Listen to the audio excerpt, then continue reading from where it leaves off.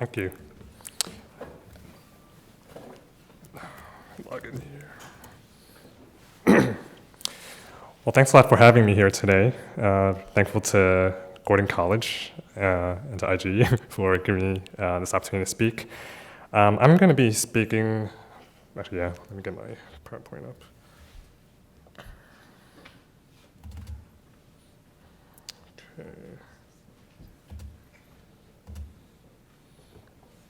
Okay, so the topic of my talk today is on religion, stability, and security.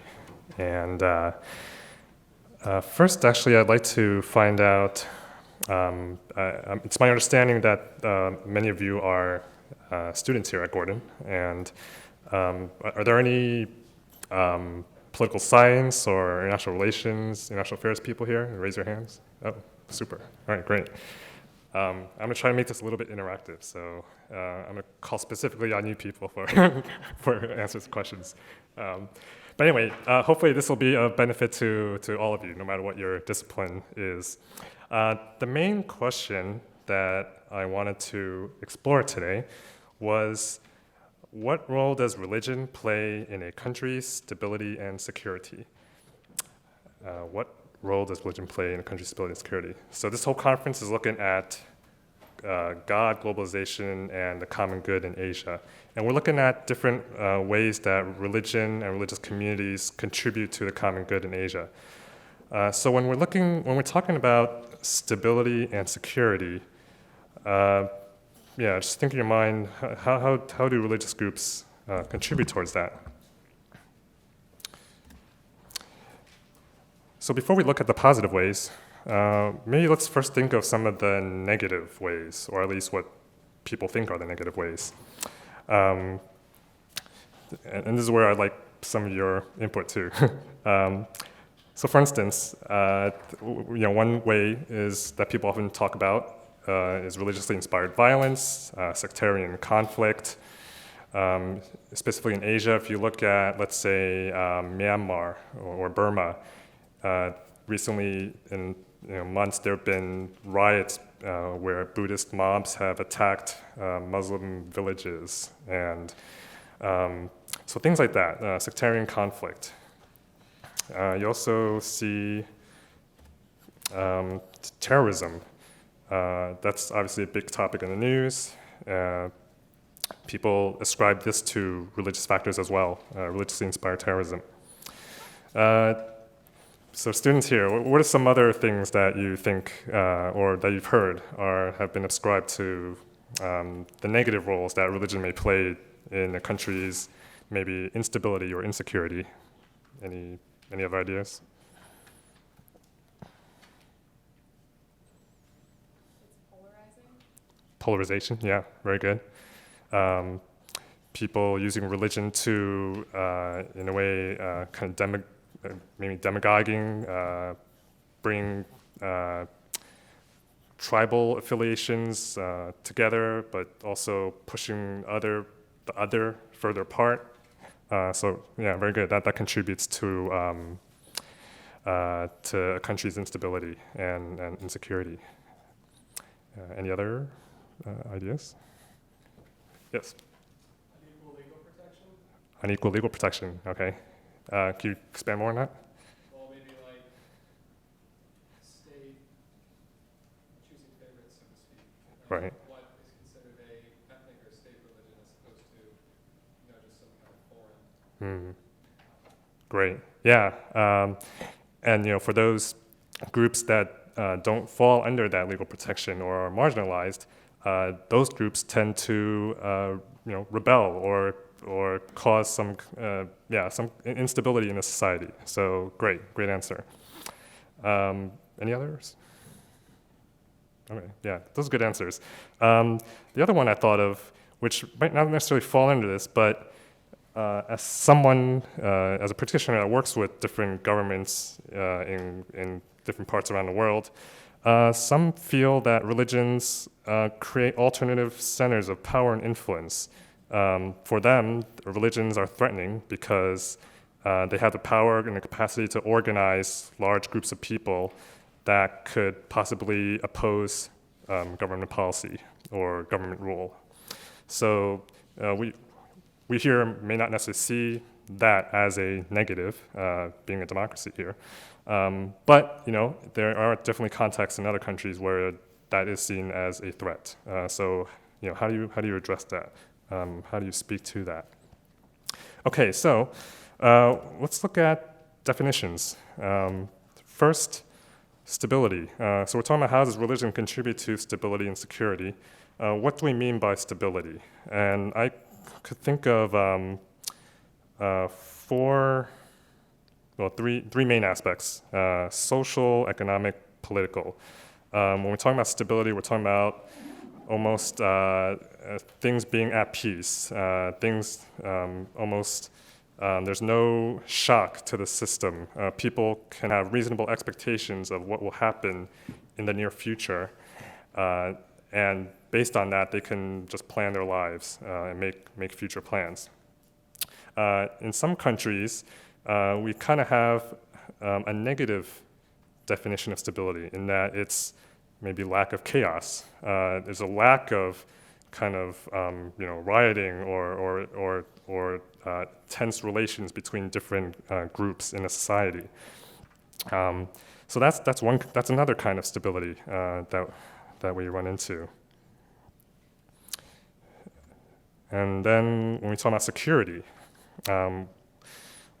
Webster's defines security as the state of being protected or safe from harm. So that's more of a general, broad definition. Being safe, nothing's going to take away your livelihood or you surviving. When we talk about international relations, we also talk about a country being able to maintain sovereign control over their national territory, what they regard as their national territory. That's another definition of security. And then if you dig further deep down into that, that also means as much as is possible in this globalized world, being free of foreign influence. Especially in other countries, in different contexts, foreign influence is something that's very threatening, especially if it's foreign influence that could possibly influence political power in the country. Okay, so when we talk about how religion or how religious communities contribute in a positive way towards stability and security, I think the problem with these two concepts is that there is some kind of maybe a different way of seeing them between East and West, or just between just different cultures or countries around the world. What we regard as true stability, maybe another country might regard as chaos, or not necessarily chaos, but like something that's threatening. So, for example, I don't know if you've been following events in, let's say, Hong Kong. There's been Occupy-style protests there. Lots of people are, sitting in on different streets and blocking things. Maybe in U.S. or some Western countries, we might regard that as, that's protesting people, letting out their emotions and venting in a peaceful way. No one's getting harmed in the process. Whereas probably in the government size, they might see that as a threat, as a genuine threat to their power, and a challenge that needs to be possibly maybe put down in order to send a message to other potential challengers. So just these different concepts of security and stability. So I think maybe a clearer way to approach this will be to look at the concept of resilience. When we talk about resilience, we're talking about the ability of a country to bounce back from shocks to the system. That could be natural disasters, it could be military attacks, any sort of shocks. What is the ability of the society to bounce back from that, to adapt, and to be able to recover and get back on its feet? And this has been a particularly especially in this globalized era. In the U.S. we've had shocks like Hurricane Katrina, definitely 9/11 was one, and Asia definitely there's been different typhoons, cyclones, political upheaval, riots. Every country in the world today basically faces shocks to the system, and resilience is it's kind of buzzword now, but it's also key to understanding how can countries respond and react to these shocks in a way that they can, in a sense, come out stronger. And here is where I'll posit that religious communities could play a positive role, and actually, in fact, they play a key role. Without them, without mobilizing their strengths, countries will find themselves at a significant disadvantage in the area of resilience. Okay, so up here in this PowerPoint, this is the way the World Economic Forum, WEF, they define resilience. There's tons of definitions out there, but I thought this one was pretty good for our purposes. So basically it talks about the ability to adapt to changing contexts, withstanding sudden shocks, and how to get back to a desired equilibrium. How do you get back to normal, basically? And then it talks about the different subsystems. Now, what does it talk? This is talking about like in a country. We have these 5 general systems that all interplay with each other, and they all determine, to one extent or another, your resilience. So your economic system, how healthy is your economy? Do you have massive unemployment, or do people generally have access to jobs and they can advance? Is wealth all concentrated in a small percentage of the people, or is it relatively evenly distributed? That's economic resilience, the subsystem. Environmental, how's the state of your environment? Is there a massive pollution, or is there a water shortage, or things like that? There is governance. How does your government work in terms of responding to shocks and disasters? Is it efficient in response? Is it able to gather information from the local actors in order to make good responses? Fourth is infrastructure. How's your transportation infrastructure? How's your energy infrastructure? Do you have is that strong enough to be able to withstand shocks? And fifth is your social subsystem. How are the relationships between different social groups in your country? And like Todd was mentioning, in Asia, we have some of the highest religious diversity in the world. And so whatever country you find yourself in Asia, it's for sure that's not just going to be one predominant religious or ethnic group. It's going to be a whole mix, and they have to learn to trust one another and to be able to work together in order to withstand shocks and to be able to recover. And the World Economic Forum goes ahead to talk about 5 components, or basically what are the characteristics of resilience. So we just talked about the subsystems, what are the different subsystems of countries, and within each subsystem, how are these components? So, for example, we have robustness. Robustness refers to the ability to absorb and withstand disturbances and crises. Are there fail-safes and firewalls designed into the critical networks? Is there the ability to have decision-making chains of command that are modular in a sense that they don't depend on one top-level person making all the decisions, and inevitably that will be just too slow to respond? Are they able to trust people at the local level? The second, redundancy. Basically, do you have backup systems? Do you have excess capacity to handle different shocks? Resourcefulness, that talks about the ability to adapt to crises. How can you respond flexibly, and how, if possible, to transform the negative into the positive? For a system to be adaptive, it means that there must be inherent flexibility, and basically that means that there's networks of trust within the community in that people are able to self-organize, and they're able to be able to self-organize in a way that they can spontaneously react to a shock, and get the community in line with that, and to basically come up with solutions that may not be present or maybe no one ever thought of at the beginning. The fourth one is response. That's basically how fast can you mobilize in the face of crises. Do you have good information gathering ability? Or can decision makers get that information quickly enough to be able to make the proper decisions on reactions? And then recovery is essentially how do you get back to a degree of normality after a crisis or event. So this is the World Economic Forum's definition, or their kind of framework for resilience.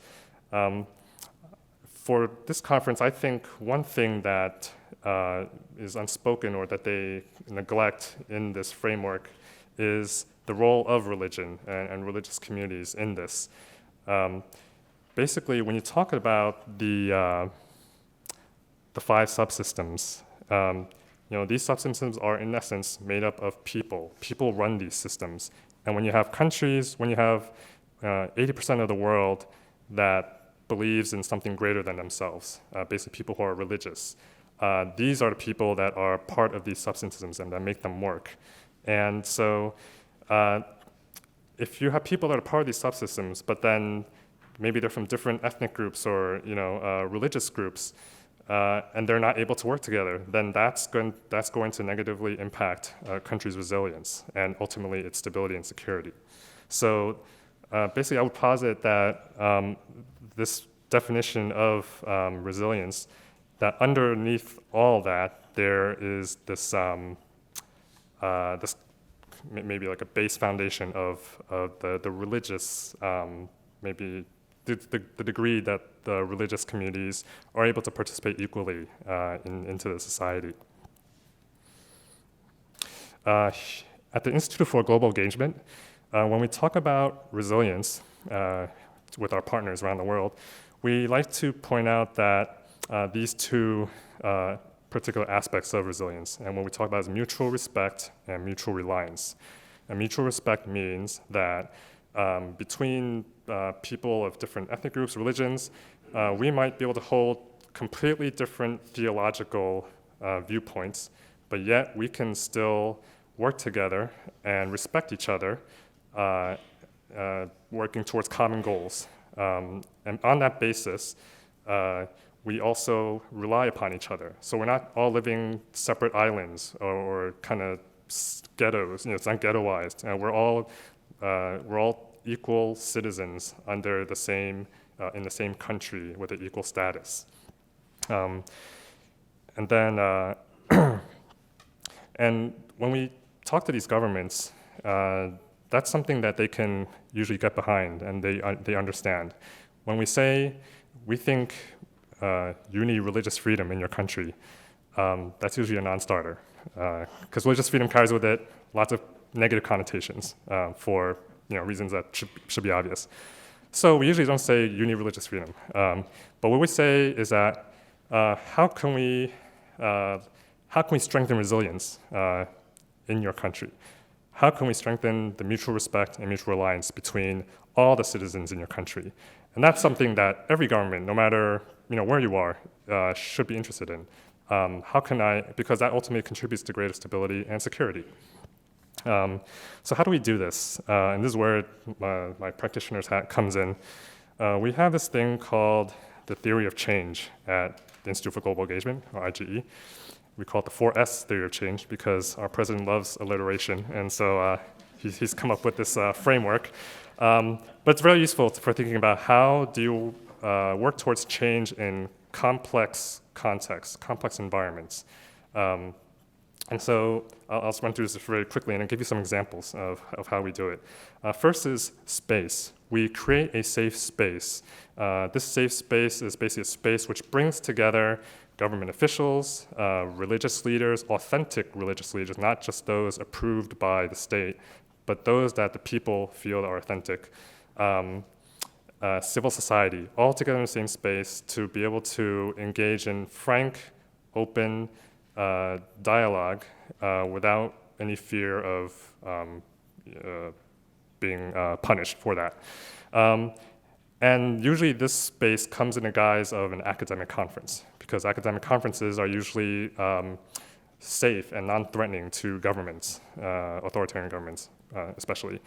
So we have an academic conference on the issue of resilience, but then we make sure that we invite the right people to the table and that they're all ensured the same space and an equal space at the table to be able to communicate. And oftentimes these people, it's the first time that they've ever had the opportunity to interact, let's say, a religious leader with a government official or a government official with this particular religious group. And so stereotypes are broken down eventually, and that leads to the building of trust between these groups. So that's great, bringing these people all together. They become friends. That's awesome. But we need to go further if you want to work towards change in a society. And so the second step is scholarship. What we mean by scholarship is that we get basically local or the people, scholars in that country that can make the argument for mutual respect, mutual reliance from their own cultural context. Basically, if you bring it all back to our Western terms, they're arguing for religious freedom using the terms and the logic that people in that country are able to receive and are able to accept. Because once you have the scholarship there, government policymakers and academics can use a scholarship to basically come up with new policies. And you need that scholarship there to begin with. Otherwise, there's no base to work from. And this must be local scholars. It can't be people from the West coming in saying, here's this research and data, this is what you must do. But it should be, an organic voice. Out of this scholarship and out of that safe space, we come up with what we call standard. And that's basically a standard of training and education. When you get a curriculum together, a training program, and you start bringing people through that starts changing people's mindsets about how I should view different religious groups or how religious groups and ethnic groups should relate to each other. These training programs, if you have enough of them, they start to form an alumni network. You'll be part of an alumni network one day when you graduate from Gordon. This is another kind of alumni network, which will be people local to that country, and eventually they form what we call a structure, or basically they are the ones who are able to speak into the policy-making discourse or even the policy-making process in that particular country. So that's how we work towards this theory of change. It's still a theory. Of course, we haven't proven it as fact, but we're working towards that. And these next few slides to give you some examples of how we do this. So for the issue of Tibet, super sensitive topic to the Chinese government. But IGE has been working on this issue since 2008. Basically, we work with Machik, which is a Tibetan NGO, and also Coalition for Freedom of Religion or Belief, and last but not least, the Institute for Ethnic Minority Groups, which is a Chinese government think tank under the State Council. These are probably the strangest bedfellows you'll find, but we've all been able to come together and hold these different gatherings. They're conferences on the outside, but these are the safe spaces that we're talking about. Because in these conferences, some which have been held, like this one last year was held in Shanghai, others have been held in overseas locations.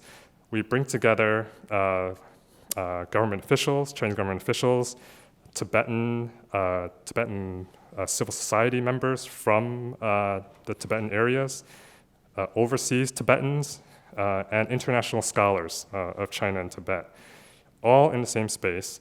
And this topic, conservation, resource management, local governance, what does that have to do with religion? Basically, these safe spaces are constructed in such a way that it almost doesn't matter in a sense what that topic is, because the Tibetans, to be Tibetan is to be Tibetan Buddhist. So they themselves, their identity is tightly wrapped up with their religious identity.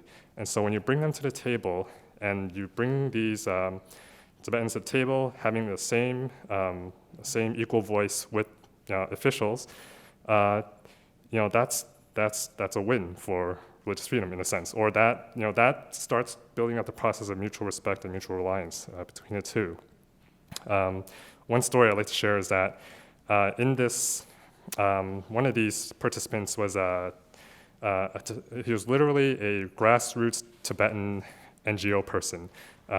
He works in Qinghai province, and there's a serious problem of desertification in that area. What was once grassland, because of certain environmental policies, the land has turned into like a barren desert. So this fellow, he is a Tibetan man who's grown up in the area. He's been working with local villagers to replant and basically turn what was once desert back into grassland. But he's not registered with the government. He's just basically his own NGO, his own outfit. And at this conference, he delivered his presentation in Tibetan. And that's actually a big deal because there's a lot of sensitivity in China about language politics related to Tibetan and Mandarin. And he said, I feel this conference is so significant because I can come up here and speak in my mother tongue in an international forum. That means I can go back to people in my village and tell them, hey, I was able to speak Tibetan at this international conference. So that means you can too. So how much it's basically giving them a sense they feel that they are true stakeholders in a process. So that's our Tibet forum. If you like more information, I'd be glad to talk more about that.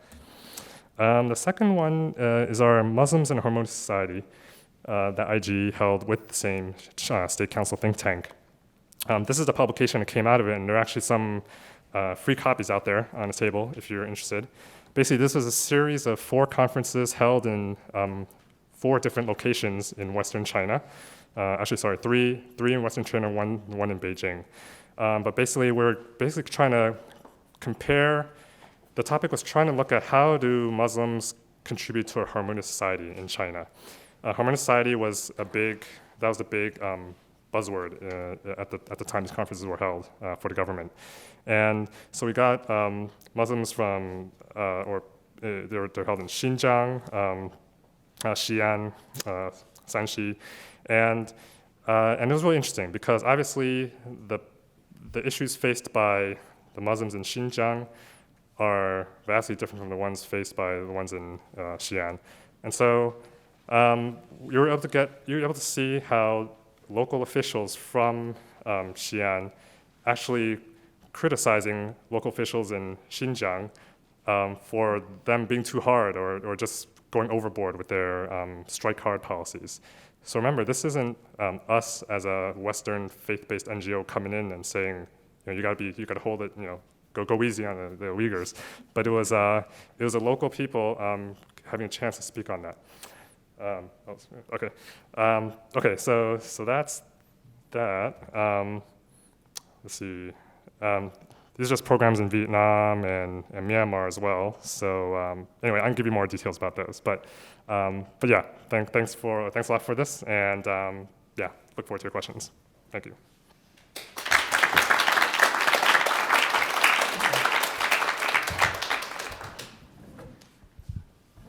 Thank you, James. That's on. We do have a few minutes left for some Q&A, and some of you, if you need to leave at the official closing time, I believe it was 10:50, we'll understand if you need to do that, but we'll probably keep the conversation going a bit longer to give everyone a chance to ask a question. So we'll open that up the floor now for your questions. Please, because time is short, please state your question quickly rather than providing your own commentary. So with that, questions, comments? I see one in the back. You summarized really clearly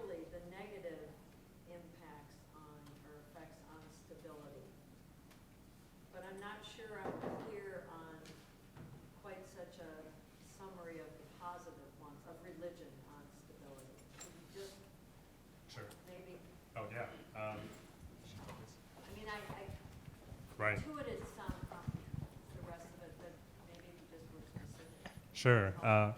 Actually, I think, you know, that's actually kind of, there's a reason it was left out, because I was trying to think of what are some specific ways.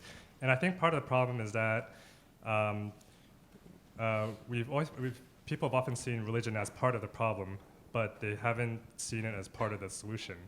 So that's another one of our bumper stickers at IG. If religion is part of the problem, it should be part of the solution too. And oftentimes, it has not been employed as part of the solution. So, some examples would be religion. There's some religious peace-building efforts that have been made out there. For example, between Muslim imams and Christian pastors in Nigeria that have tried to come together and foster unity or come to a sense of commonality to address the conflicts going on there. And from a more general sense, you could say religion is also contributes to strengthening the moral bulwark of a society in the sense that it could combat corruption, which you could argue is also contributes to the instability or insecurity of a country. So those are things I think of. But I think that's definitely an area that we could look more into. Thank you. I have a question for Dr. Johnson. According to your statistics, 100 years ago, in 1910, almost all the people in China, they believe in some sort of folk religions. But 100 years later, the percentage is very small. So do you think there's any correlation between the revival of Christianity and the disappearance of folk religion? Okay. Correlation, maybe, only in the sense that I think perhaps the majority of people who are now Christians were either folk religionists in their heritage or more recently agnostics or atheists with that layer underneath. And that's part of the difficulty, I think, is distinguishing between perhaps an agnostic and a folk religionist. Yeah, I think statistically speaking, there would be at least a relationship between the two. Some Christians today would have been Buddhist and so on, but most of the movements, I think, have been among what would be, again, either Chinese folk religionists or people who were from that background before. Yeah, just to follow up quickly, Dr. Johnson, what's your estimate of Christians in China today? Yeah. Do you mean October 20th, 2014? 2010, Yeah. 2010, right? Yeah. Lots. We're constantly revising it. It's for 2010, it's around 107 million or so that we're still using. And that is not a single number, that's about 60 different numbers added together, as you probably know, because we're looking at all the different pieces of Christianity, and many that don't even recognize each other, which is always an issue, and then adding them together, and then throwing in a large negative number, which is probably the least known of the numbers, and that is people that are doubly affiliated between Three Self and House and so on. But of course, we're reliant on both surveys and on the religious communities themselves. So, of which many people say religious people don't know how to count, which I think is interesting in light of what's going on around the world today. But I had a friend who spoke to a house church leader several years ago, who was a woman, and he said, "How many house groups are you personally related to or responsible for in a kind of a hierarchy?"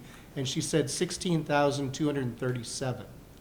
So there is maybe a little bit more precision in this area than is often granted. Other questions? Yes, thank you. Again, to Todd Johnson, but maybe to all on the panel. We have this word religion in English that we all use all the time. But just now in these remarks in some way, we may be understanding by that term things that are vastly different. For example, in your showing of the Taoist temples where religious worship, or I'm just going to say worship, has been used as a money-making proposition, do we want to consider that to be religion, and so on. So I'm just curious what kind of definitions you all are using for this term religion. And it should, yeah, let's be open like that. Do I need to? Okay, yes. Todd. So on page 76, no, I think it isn't. In the book that Brian and I wrote, we came up with an interesting way of dealing with this, which was to say that religion is defined by us as an operational term in order to do the counting. And what it means, I think, in the shorthand is self-identification. And of course, that doesn't solve any problems, really, because people self-identify as more than one religion. We choose to ignore it by saying that it exists, and but we're trying to give the picture of a more mutually exclusive situation, which is artificial. So, in other words, we lean more on the self-identification side, and then try to deal with the many problems that arise as a result of that. So I don't know if there's no real solution to that. I mean, as you know, people say religion doesn't exist as a concept, and that's a fairly widespread feeling in the academy. So we try to come down somewhere that helps us to do what we think we're supposed to be doing on the demographic side. But that wouldn't be the only way to approach this, but it's the way that we do in our work. In relationship to that, I just wanted to say that many groups don't want to be called religious. Buddhists don't. Some Christians don't. And because religion is so suspect in China, people are actually self-identifying in a different way to be Christian and not religious. So that gets in the way. Sorry. Yeah. I hesitate to ask this because it feels very broad to me, but I'm going to put it out there anyway. And it's triggered by Dr. Chen's talk. And I was thinking about that religion serves both for stability and also for resilience, and they can both be at the same time. But I wonder if as we've looked at 1910 to 2010, I wonder if religion, if we can make any broad generalizations in Asia, is serving more of or has the potential to serve more of a function for resilience. But that's a real challenge, given how many changes there are in religion itself. And so I just wonder, what is the role of religion at this point in stability and resilience? And can we make any general statements about what's happening there? Or is it an untapped resource?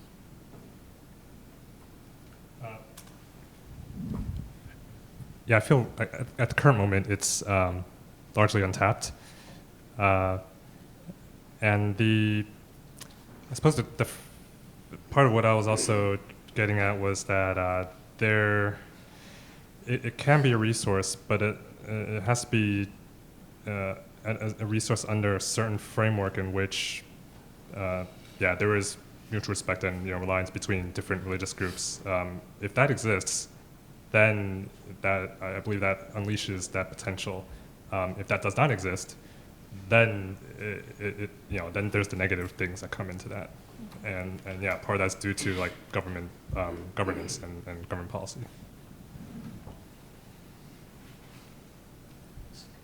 Yeah, one of the subsystems you're talking about is the governance, right? So governance, we have democracy and or dictatorship, or in the middle, like China said, that they have a Chinese flavor of socialism. Yeah. It's a one-party dictatorship, right? But very effective. So, and also talk about rules of law, right? The law can serve for the one party. They want to control, they want to surveillance, they want to say restrict the religion. They want everything under control. Right. So, I don't know if you have to compare those different political systems in relationship to recipients? I've not done that comparison, but that would be a great comparison to do.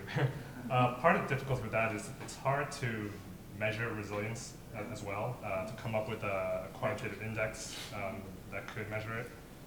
But what they do address is that one part of resilience is the capacity for local actors to self-organize and to be able to respond quickly to shocks. And you know, I don't think that necessarily implies that it has to be democracy. It could be, maybe, anyway, decentralization. I think that's what it's more talking about. Right.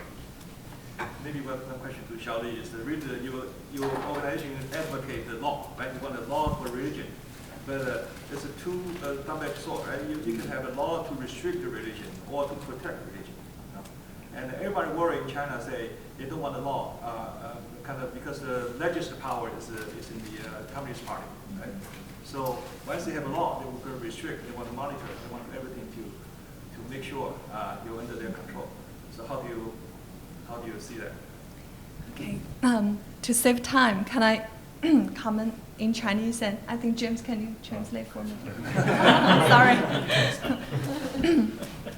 就是您提的这个问题，我们无数次的被问到，无论是在国内还是国外，很多人就担心说，这个你们呼吁法治，结果你们立的这个法反而限制了宗教。This has been a question that we've been asked countless number of times, whether in China or outside. So the worry is that when you establish a law on religion, that's going to restrict religion in China.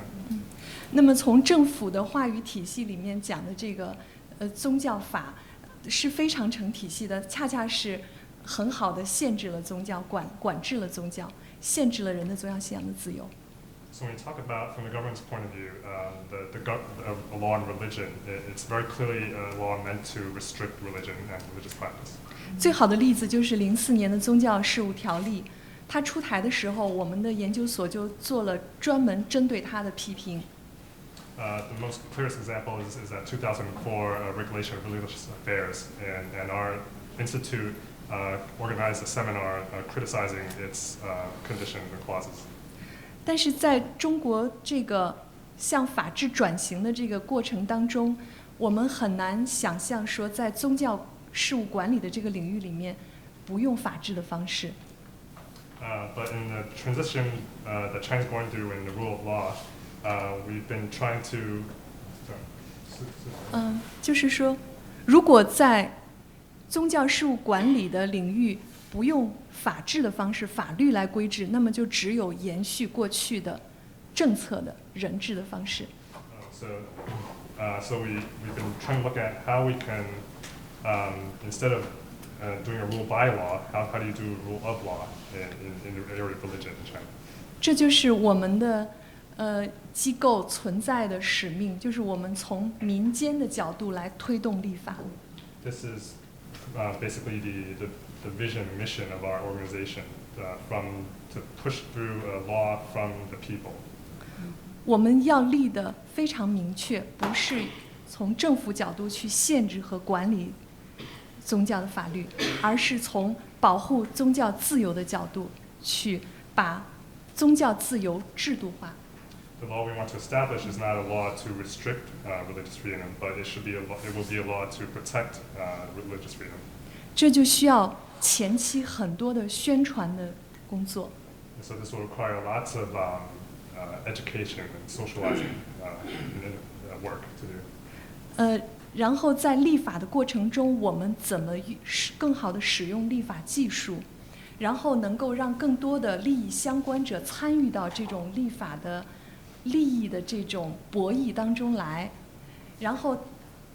And in the process of legislation, how do we get those affected by the law, the stakeholders, to be involved in the writing of this law, the drafting of the law? 我们的民间的草案，当公布出来的时候，政府完全可能不理睬。And when we make public the citizens' version of this law, perhaps the government most likely will not respond to it. 但是这种声音一旦出来，引起公众的兴趣、公众的讨论的时候，它就变成了一种推动力，或者说一种压力。But once news of this becomes public, it will generate public discourse and public interest, and that should create a kind of from the bottom up a pressure or force to the government to push the government towards that law. 当我们的草案是旗帜鲜明的符合国际人权标准的时候，它的存在本身就会是对未来政府主导的立法的一种压力。So when this law that's drafted by the people reaches international standards of religion laws, that's going to be a source of pressure on the government that they need to pay attention to that.